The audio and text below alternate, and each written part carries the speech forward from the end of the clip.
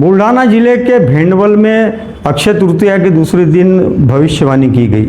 इस भविष्यवाणी में सांकेतिक तौर पर कहा गया कि राजा कायम रहेगा, परंतु उसे स्पष्ट बहुमत नहीं मिलेगा, उसे अन्य पार्टियों की सहायता लेना पड़ेगी। इसके अलावा भविष्यवाणी में राज्य में सितंबर और अगस्त महीने में जोरदार बारिश के साथ ही कुछ जगह पर बेमौसम की बारिश की संभावना भी जताई गई है।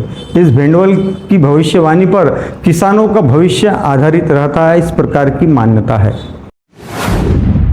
जलगांव जामोद तालुका के भेंडवल में लगभग 350 साल पहले महान तपस्वी चंद्रभान महाराज वाघ ने अक्षय तृतीया का घट मांडनी करना शुरू किया था और अब उनके वंशज पुंजाजी महाराज और सारंगधर महाराज वाघ परंपरा को आगे बढ़ा रहे हैं। भेंडवल में अक्षय तृतीया के दूसरे दिन सुबह सुबह फसल की स्थिति, वर्षा, देश की सामाजिक, आर्थिक और राजनीतिक स्थिति की भविष्यवाणी की जाती है।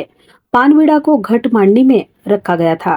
पत्ते को सिंहासन और सुपारी को राजा का प्रतीक माना जाता है। इस समय देश में लोकसभा चुनाव चल रहे हैं। भारत आघाड़ी और एनडीए देश की सत्ता के लिए लड़ रहे हैं। लोकसभा चुनाव का परिणाम 4 जून 2024 को घोषित किया जाएगा। इससे पहले 10 मई को अक्षय तृतीया की शाम, 11 मई को सुबह सुबह की गई भविष्यवाणी को विशेष महत्व मिला है।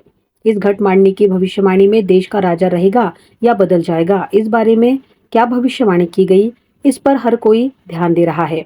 जबकि पिछले साल की घट मांडनी में भविष्यवाणी की गई की राजा ही रहेगा।